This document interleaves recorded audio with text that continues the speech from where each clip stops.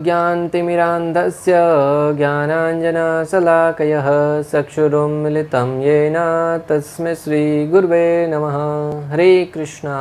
आज गीता श्रृंखला के सत्र क्रमांक 240 में आप सभी भक्तों का हार्दिक स्वागत है। आज हम श्रीमद् भगवद गीता के 7वें अध्याय के जो कि है भगवद ज्ञान श्लोक क्रमांक 2 का अध्ययन करेंगे। तो आइए, श्लोक इस प्रकार है। ज्ञानं तेहं स्वविज्ञानम् इदं वक्ष्यामि अशेषतः यद्ज्ञात्वा नेहं भूयो अन्य ज्ञात्वम् अवशिष्यते। अर्थात अब मैं तुमसे पूर्ण रूप से व्यवहारिक तथा दिव्य ज्ञान कहूँगा। इसे जान लेने पर तुम्हें जानने के लिए और कुछ भी शेष नहीं रहेगा। भक्तों, स्वयं भगवान श्री कृष्ण ज्ञान दे रहे हो, तब व्यक्ति को किसी प्रकार का संशय करने की तो जरूरत भी नहीं है। और स्वयं श्री कृष्ण यहाँ पर अर्जुन से कह रहे हैं कि अभी मैं तुम्हें पूर्ण रूप से दिव्य ज्ञान प्रदान करूँगा। ज्ञान दो प्रकार का होता है, एक ज्ञान और एक दिव्य ज्ञान। ज्ञान होता है वो मात्र इस भौतिक जगत से संबंधित होता है, उसे शिक्षा कहते हैं। उसे ज्ञान उसको अर्जित करके व्यक्ति अपनी भौतिक आवश्यकताओं को पूर्ण करता है।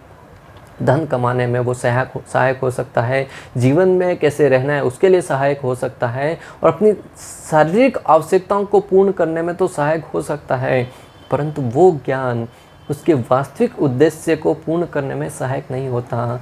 क्योंकि हमारा वास्तविक उद्देश्य क्या है?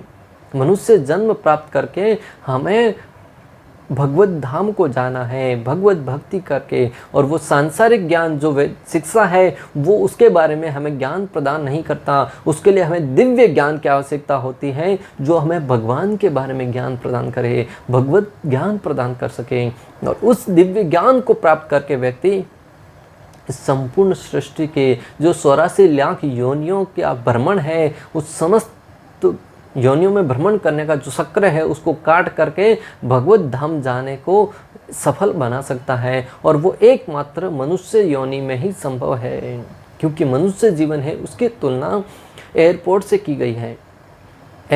जो फ्लाइट है उसको उड़ान भरने के लिए एयरपोर्ट की आवश्यकता होती है। जो ट्रेन है उसको चलने के लिए ट्रेन की जो प्लेटफॉर्म है वहाँ से ही वो चलना प्रारंभ करेगा। जिस प्रकार जो व्हीकल है, बाइक है, गाड़ियाँ हैं, वो किसी भी स्थान पर कहीं भी जा सकती हैं, परंतु ट्रेन और फ्लाइट है वो उनका जो स्थान है वहीं से उड़ान भरेगी, वहीं से ट्रेन है वो अपना सफ़र प्रारंभ करेगी। तो जो मनुष्य योनि है वो एयरपोर्ट की भांति है कि हम वहाँ से उड़ान भर के भगवत धाम जा सके। बाकी सारी की सारी योनियाँ हैं, उसमें व्यक्ति के पास न तो ज्ञान होता है, न बुद्धि होती है, न किसी प्रकार का कोई कार्य करने की अंदर से प्रेरणा प्राप्त होती है, जिसके द्वारा वो अपने बारे में जानकर कि मैं कौन हूँ, कहाँ से आया हूँ और मृत्यु को उपरांत कहाँ जाना है, ऐसी जिज्ञासा करके भगवत ज्ञान अर्जित नहीं कर सकता। वो मात्र आहार, निद्रा, भय, मैथुन में ही लगा रहता है। और अगर आज का मानव उन्हीं पशुओं का अनुकरण कर रहा है तो वो 4 पैर वाले पशु की भांति 2 पैर वाला पशु माना गया है। ये मैं नहीं कह रहा हूँ, शास्त्र कह रहे हैं। तो पूर्ण ज्ञान में प्रत्यक्ष जगत, इसके पीछे काम करने वाला आत्मा तथा इन दोनों के उद्गम सम्मिलित हैं। पूर्ण ज्ञान में प्रत्यक्ष जगत, इसके पीछे काम करने वाला आत्मा तथा इन दोनों के उद्गम अर्थात भगवान, वो सम्मिलित हैं। यही दिव्य ज्ञान है। और आज की तारीख में ज्ञान कौन सा दिया जाता है? मात्र और मात्र प्रत्यक्ष जगत के बारे में ज्ञान दिया जाता है कि इस जगत से हम कैसे भौतिक वस्तुएं प्राप्त करके अपने जीवन निर्वाह करें और उसके अनुसार जीवन निर्वाह करते करते मृत्यु को प्राप्त हो जाएं। उसके बाकी के जो सिद्धांत है, इसके पीछे काम करने वाला आत्मा के विषय में कोई ज्ञान नहीं दिया जाता। और न ही इन दोनों के उद्गम अर्थात आत्मा और प्रकृति का उद्गम क्या है, कहाँ से प्रकट हुए हैं, उसके बारे में कोई ज्ञान नहीं दिया जाता। इसके कारण व्यक्ति हमेशा दुखी ही रहता है और वो दिव्य ज्ञान नहीं माना जाता। विज्ञानम, ऐसा ज्ञान जिसे हम अपने व्यवहारिक जीवन में प्रयोग में ला सकें। भगवान ने कहा है विज्ञानम। विज्ञान का अर्थ है कि ऐसा ज्ञान जिसे प्रयोग द्वारा हम अपने जीवन में, व्यवहारिक जीवन में प्रयोग कर सके। मात्र वो सुनने के लिए नहीं है। भगवत गीता का ज्ञान ऐसा ज्ञान है जिसका पालन करके व्यक्ति अपने जीवन में आने वाली अनेक समस्याओं का समाधान बड़ी आसानी से कर सकता है। प्रत्येक व्यक्ति, हालांकि भगवत गीता करोड़ों वर्ष पहले भगवान श्री कृष्ण ने सूर्यदेव विवस्वान को दिया था और पुनः 5000 वर्ष पहले भगवान श्री कृष्ण ने अर्जुन को वही ज्ञान प्रदान किया। तब से लेकर आज तक प्रत्येक स्थान पर, प्रत्येक जगह पर ये ज्ञान व्यवहारिक रूप से लागू होता है। इससे सिद्ध होता है कि ये ज्ञान पूर्ण रूप से व्यवहारिक और दिव्य है। भगवत ज्ञान मात्र चर्चा का विषय नहीं है, ये व्यवहार में लाने वाला ज्ञान है। जो भगवत ज्ञान है वो मात्र चर्चा का विषय नहीं है। आजकल लोग जब आध्यात्मिकता की बात आती है, दिव्य ज्ञान की बात आती है, तब कई लोग ये कहकर पल्ला झाड़ देते हैं कि ये तो मात्र जो घर बार से छोड़कर संन्यास ले लिया है, जिनका करने के लिए कुछ काम धाम है नहीं, उनके लिए ज्ञान है। जब लोगों को भक्ति करने के लिए कहा जाता है, आध्यात्मिकता में रुचि लेने के लिए कहा जाता है, तब कहते हैं हमारे पास तो समय नहीं है। जो व्यक्ति निरर्थक बैठे हैं, जिनके पास कोई काम नहीं है, उनको ये ज्ञान जाके दो। परंतु शास्त्र वर्णन कर रहे हैं कि जो भगवत ज्ञान है वो मात्र चर्चा का विषय नहीं है, वो पूर्ण रूप से अपने व्यवहार में लाने वाला ज्ञान है। और जो इसे व्यवहार में लाता है वही पूर्ण लाभ उठाता है। कोई लोग क्या करते हैं, मात्र सुनने के लिए, कथा सुनने के लिए चले जाते हैं। किसी ने बुलाया है, हम भी आध्यात्मिक कथा सुनने के लिए जाते हैं, टाइम पास करने के लिए जाते हैं, रोजाना वहाँ पे जाते थे, अभी आज कुछ लोगों के बीच में जहाँ पे भक्त हैं वहाँ पे जाके बैठ जाते हैं। परंतु जो व्यक्ति आध्यात्मिक ज्ञान सुनकर उसको अपने व्यवहारिक जीवन में अमल में लाता है, वही व्यक्ति उसका लाभ उठा पाता है, वही व्यक्ति जीवन में आने वाली समस्याओं का सामना कर पाता है। वरना बड़े से बड़े धनवान व्यक्ति, बड़े से बड़े अपने आप को भौतिक शिक्षा से संपन्न व्यक्ति बड़ी बड़ी मुश्किलों में सामने टूट से जाते हैं और जीवन का अंत कर बैठते हैं। और दूसरी तरफ घर में रहने के लिए रहने का ठिकाना नहीं है, भोजन की व्यवस्था नहीं है, परंतु फिर भी जिन्होंने आध्यात्मिक ज्ञान को जीवन में सर्वोपरि माना है, वो जीवन की अनेक समस्याओं का सामना करते हुए आगे गुजरते हैं। सुदामा के पास खाने के लिए 2 वक्त की रोटी भी नहीं थी। जहाँ से जाता था, कहीं कभी कभी तो मांगने में, भिक्षा में भी कुछ प्राप्त नहीं होता था, तो वो घर पे आके अपने बच्चों को भी भूखा सुलाता था, वो भी भूखा सोता था। परंतु उसने आत्महत्या करने का कभी विचार मन में नहीं लाया। आज लोगों के पास 2 समय का रहने का समय, अच्छे सी व्यवस्था है, घर बार है, सब कुछ है, परंतु अगर किसी स्त्री ने उसकी तरफ ध्यान नहीं दिया, किसी ने उसको कुछ कह दिया, मुझे उसने ऐसा कह दिया, उसने मेरी तरफ देखा नहीं, उसने मेरे साथ ऐसा व्यवहार कर दिया, और जीवन का अंत कर देते। ट्रेन के आगे गिरकर पंखे से बांधकर अपने गले को आत्महत्या कर लेते हैं। कभी 2 प्रेमी, घर वालों ने हमें स्वीकार नहीं किया, हमारे प्रेम को स्वीकार नहीं किया, हमारे प्रेम को तवज्जो नहीं दी, दोनों मिलकर साथ में पंखे से झूलकर यहाँ किसी रस्सी से बांधकर अपने जीवन का अंत कर देते हैं। ये सब क्यों होता है? आध्यात्मिक ज्ञान के अभाव में। दूसरी तरफ सुदामा है, रहने का ठिकाना नहीं था, खाने का ठिकाना नहीं था, फिर भी जीवन है वो पूर्ण भजन में मन लगाकर आध्यात्मिकता में उन्नति करते हुए उस जीवन का निर्वहन कर रहा था। इससे हमें सिद्ध होता है कि जो व्यक्ति आध्यात्मिक ज्ञान को अपने जीवन में अमल में लाता है, वह व्यक्ति जीवन में प्रसन्नता के साथ रह पाता है। इसलिए भगवान कह रहे हैं कि मैं तुम्हें जो बताने जा रहा हूँ वो पूर्ण रूप से व्यवहारिक तथा दिव्य ज्ञान है। इसे जान लेने पर तुम्हें जानने के लिए कुछ भी शेष नहीं रहेगा। अतः भगवान श्री कृष्ण यहाँ पे अर्जुन से कह रहे हैं कि जो ज्ञान मैं तुम्हें बताने जा रहा हूँ, ध्यान से सुनिए, दोनों कान खोलकर। ये ज्ञान पूर्ण रूप से दिव्य और व्यवहारिक है, जिसे जान लेने के उपरांत तुम्हारे लिए जानने के लिए कुछ भी शेष नहीं रहेगा। तो अगर कोई व्यक्ति इतना भरोसे के साथ, इतना प्रामाणिकता के साथ ऐसी घोषणा कर रहा है कि इस ज्ञान को अर्जित करने के बाद तुम्हें प्राप्त करने के कुछ भी शेष नहीं रहेगा, तो फिर व्यक्ति को समझना चाहिए कि ये ज्ञान कितना उच्च कोटि का होगा। क्योंकि आप और हम बड़े अच्छे से जानते हैं कि इस जगत में किसी ने व्यक्ति ने प्रथम क्लास को पढ़ा, द्वितीय में जाएगा, द्वितीय को पढ़ा, तृतीय को जाएगा, चतुर्थ, पंचम, षष्ठ, सप्तम, अष्टम, नवम, इस प्रकार दसम आगे की क्लासों को प्रगति करता रहेगा और आगे उसको और ज्ञान प्राप्त करते रहना पड़ता है। व्यक्ति 50 वर्ष का हो जाने के बाद भी आज तो पढ़ाई करता रहता है। मृत्यु तक व्यक्ति को अलग अलग क्षेत्रों में अध्ययन करना पड़ता है, फिर भी उसका ज्ञान पूर्ण नहीं होता। अपने परिवार के क्षेत्र में हो, समाज के क्षेत्र में हो, राष्ट्र के क्षेत्र में, हर जगह अलग अलग ज्ञान बताया जाता है और प्रत्येक व्यक्ति उस ज्ञान को अर्जित करने के लिए अनेक प्रकार का परिश्रम करता है, रात रात भर जाग कर पढ़ता है, फिर भी उसकी शिक्षा कभी पूर्ण नहीं होती। परंतु दूसरी तरफ भगवान कह रहे हैं कि जो दिव्य ज्ञान मैं तुम्हें प्रदान करने जा रहा हूं, उस ज्ञान को जान लेने के उपरांत तुम्हारे पास प्राप्त करने के लिए, जानने के लिए कुछ भी शेष नहीं रहेगा। यह है भौतिक ज्ञान और आध्यात्मिक ज्ञान में अंतर भक्तों। आज संसार में मात्र पदार्थ के बारे में ही ज्ञान दिया जाता है, वह भी उसके उद्गम के बारे में ज्ञान नहीं होने के कारण अधूरा होता है। आज इस संसार में मात्र व्यक्ति को पदार्थ के विषय में ही ज्ञान दिया जाता है, उसके उद्गम के बारे में कोई ज्ञान नहीं है, नहीं उसके पीछे आत्मा का ज्ञान है, नहीं उसके स्रोत कहाँ से उद्गम हुआ है उसका कोई ज्ञान है। उसके कारण वो ज्ञान अधूरा रह जाता है। जैसा कि हम जानते हैं अधूरा ज्ञान नुकसानदायक होता है, अधूरा ज्ञान अज्ञान से भी खतरनाक होता है। जैसा कि आप और हम जानते हैं, अनुभव भी कर चुके हैं जीवन में कि जो अधूरा ज्ञान है वो बहुत खतरनाक हो सकता है। जो अधूरा ज्ञान है वो अज्ञान से भी खतरनाक है, क्योंकि अज्ञानी व्यक्ति एक बार अनजाने में नहीं जानने के कारण कुछ कदम नहीं उठाएगा, परंतु जिसको थोड़ा बहुत ज्ञान है वो उस रास्ते पर निकल पड़ता है और अधूरा ज्ञान व्यक्ति के जीवन को समाप्त कर देता है। अभिमन्यु का दृष्टांत आता है भक्तों। महाभारत में आपने देखा होगा, अभिमन्यु को चक्रव्यूह में अंदर प्रवेश करने का तो ज्ञान था, परंतु बाहर आने का ज्ञान नहीं था। इस कारण परिणाम आपके सामने हुआ क्या, अंदर प्रवेश तो कर गया परंतु बाहर नहीं आ पाया और अंत में और उस चक्रव्यूह के बीच में अपने जीवन का अंत कर दिया।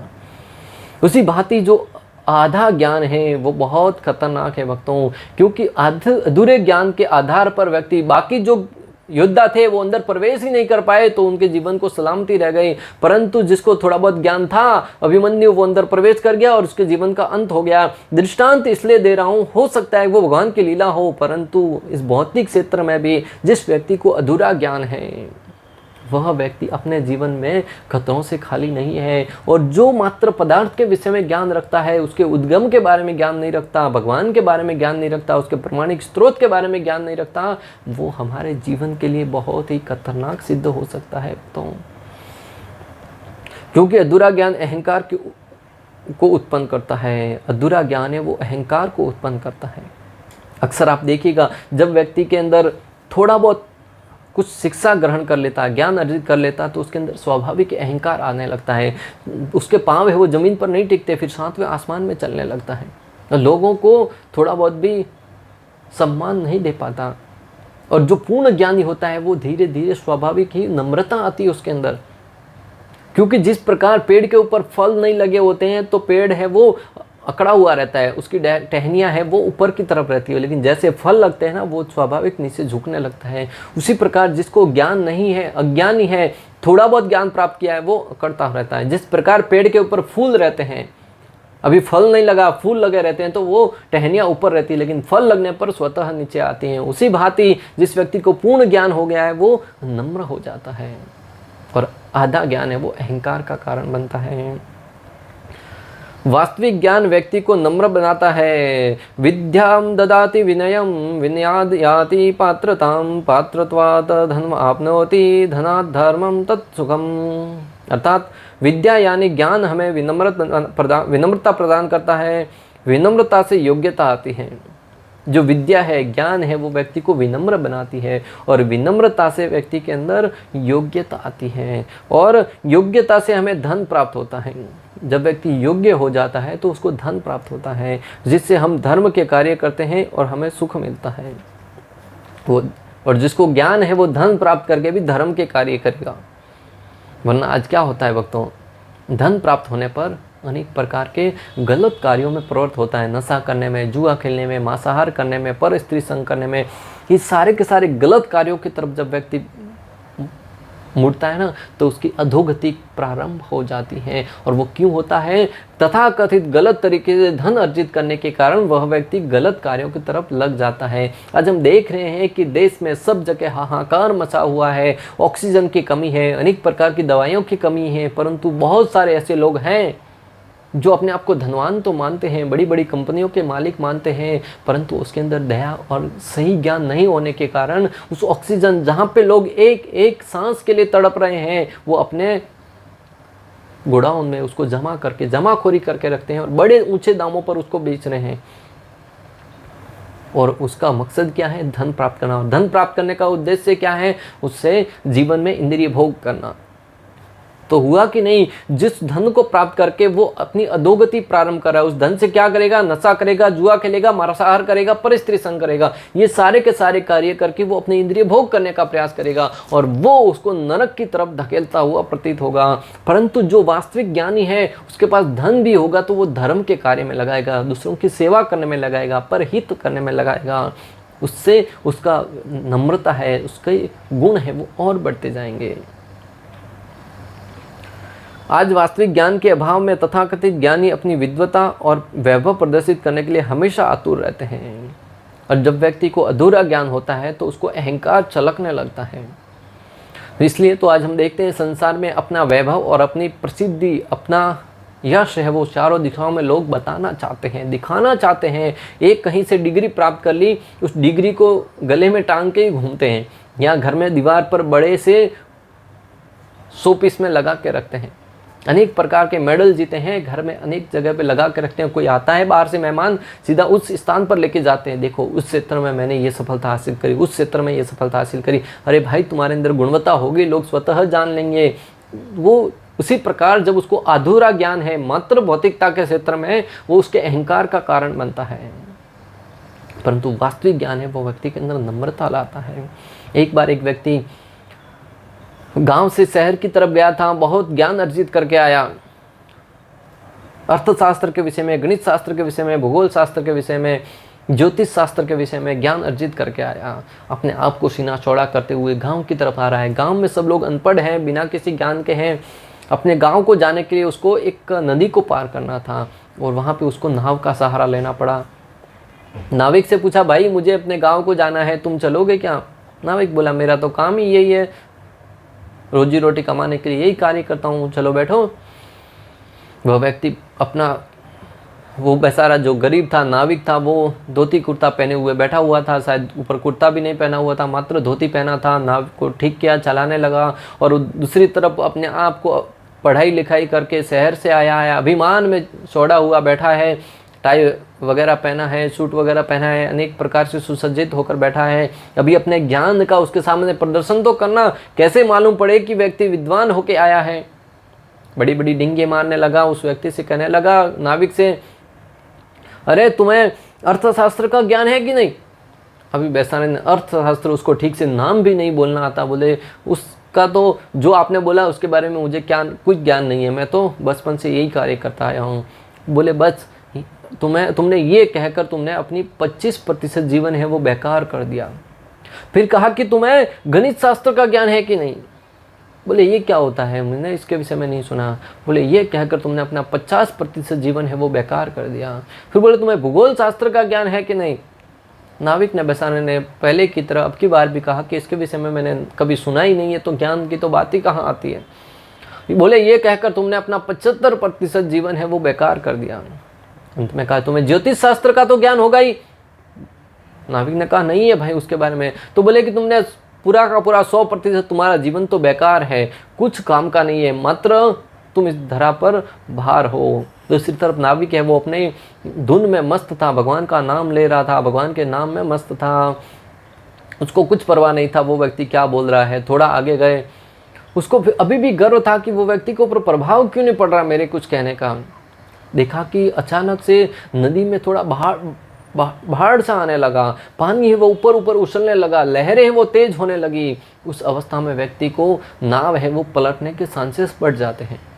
जैसे ही उसने देखा, प्रारंभ में अंदर जब नाव में बैठ रहे तब नाविक ने कहा था कि तुम ये लाइफ जैकेट पहन लो, परंतु जैसे ही उसने देखा कि वो कुछ टूटे फूटे से हैं, थोड़े गंदे हुए से हैं, बोले मेरे वस्त्र गंदे हो जाएंगे, इसकी आवश्यकता नहीं है, ये कहकर ठुकरा दिया कि मुझे नहीं पहनना है। तब जब सामने दुर्घटना देखी, जब सामने संकट देखा, तब नाविक ने कहा कि भाई साहब, बाढ़ आने वाली है, तूफान आ रहा है, तुम्हें तैरना तो आता है कि नहीं?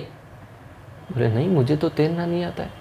नाविक ने कहा, पहले वो नाविक के मजे ले रहा था। नाविक ने ये कहकर मजे लिए कि जब तुम्हें तैरना नहीं आता, तुम्हें अर्थशास्त्र का ज्ञान है, भूगोल शास्त्र का ज्ञान है, ज्योतिष शास्त्र का ज्ञान है, गणित शास्त्र का ज्ञान है, परंतु तुम्हें तैरना ही नहीं आता, तुमने तो अपना सारा का सारा जीवन बेकार कर दिया, तुम्हारा पूरा का पूरा जीवन है वो व्यर्थ है। ये कहकर नाविक तो नदी में कूद पड़ा, तैरते हुए किनारे पर चला गया और उधर वो चिल्ला रहा है, रो रहा है, बिलख रहा है।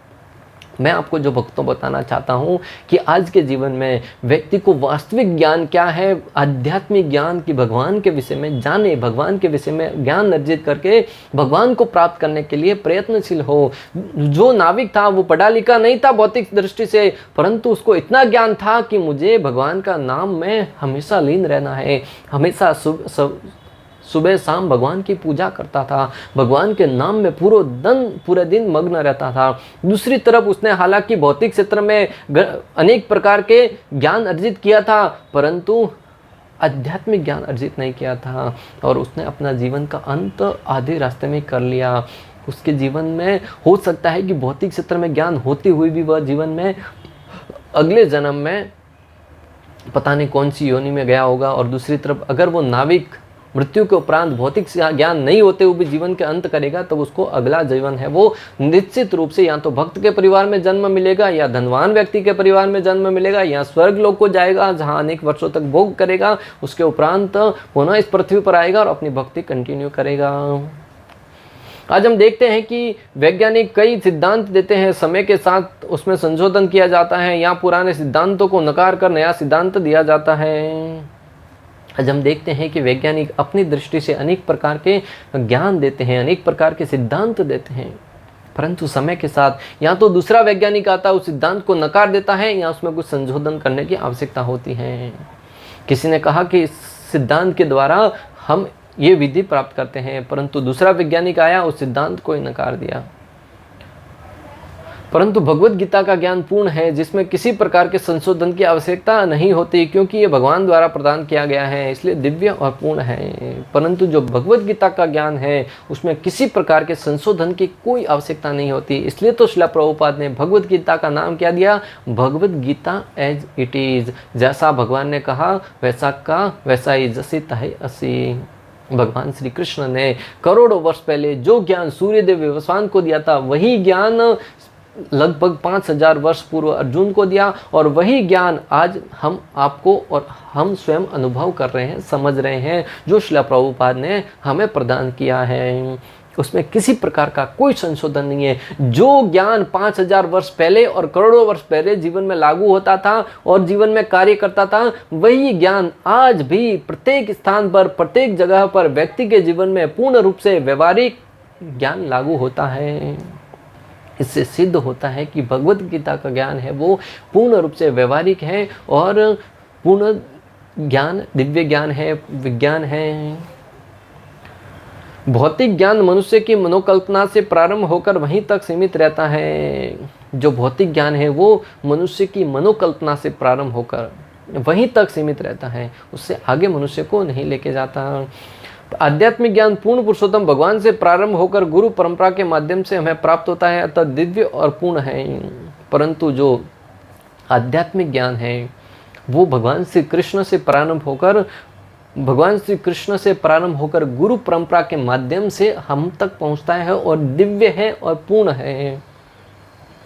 भगवत भक्त द्वारा पूर्ण ज्ञान का लाभ भगवान से प्रारंभ होने वाली गुरु परंपरा से ही प्राप्त किया जा सकता है। जो एक भगवत भक्त है वो भगवत गीता का इस दिव्य ज्ञान को प्राप्त करने का मार्ग यही समझता है कि जो भगवान से अनेक गुरु परंपरा के माध्यम से ज्ञान आ रहा है उसके द्वारा ही प्राप्त करके लाभ प्राप्त करता है। अतः मनुष्य को इतना बुद्धिमान तो होना ही चाहिए कि वह समस्त ज्ञान के उद्गम को जान सके।